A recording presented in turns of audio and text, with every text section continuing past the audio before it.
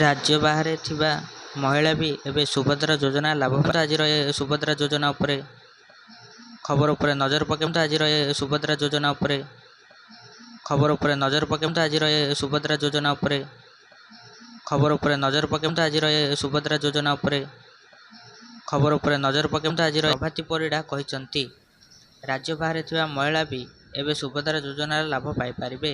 महिला मानक सचेतना करने सकाशे सुभद्रा सचेतना रथ सारा ओडिशा रे बुलिबो। भुवनेश्वर गांधी मार्केट रे शनिवार आयोजित एक स्वतंत्र कार्यक्रम रे मुख्यमंत्री मोहन चरण माझी एही रथर शुभारंभ करिसंती। एही अवसर रे मुख्यमंत्री कहिसंती सुभद्रा केवल एक योजना नुहे, यह अस्मितार परिचय।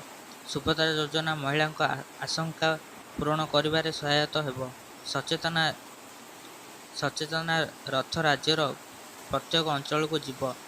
माँ मौसी को सचेतना करवा एमाने समस्ते हेबे विकसित ओडिशा स्वप्न पूरण करि पारिबो।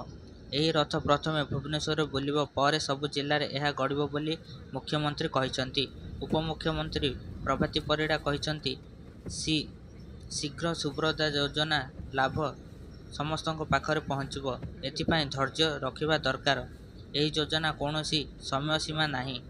हिताधिकारी माने राति अनिद्रा हुंतु नाही किंबा लंबा धाड़ी रे छिड़ा हुंतु नाही। शेष योग्य हिताधारी पंजीकरण न हेबा जाए यह चाली रहिबो बोली कहिसंती। आसंता 17 तारिख जाए राज्यर बहु जगार सुभद्रा सचेतना रथ बुलिबो बोली उपमुख्यमंत्री कहिसंती। आसंता 17 तारिख रे सुभद्रा योजनार प्रथम किस्ती कराजिबो। प्रधानमंत्री नरेंद्र मोदी एही योजनार शुभारंभ करिवे। एही योजना रे प्रत्येक महिला वर्षकु 2टी किस्ती 10,000 टंका भाव पाइबे। Bureau report Vijayalakshmi news. Prabhati Parida कहिसंती राज्य बाहर थिबा महिला भी एवं सुभद्रा योजनार लाभ पाई पारिबे। महिला मानक सचेतना करने सकाशे सुभद्रा सचेतना रथ सारा ओडिशा रे बुलिबो।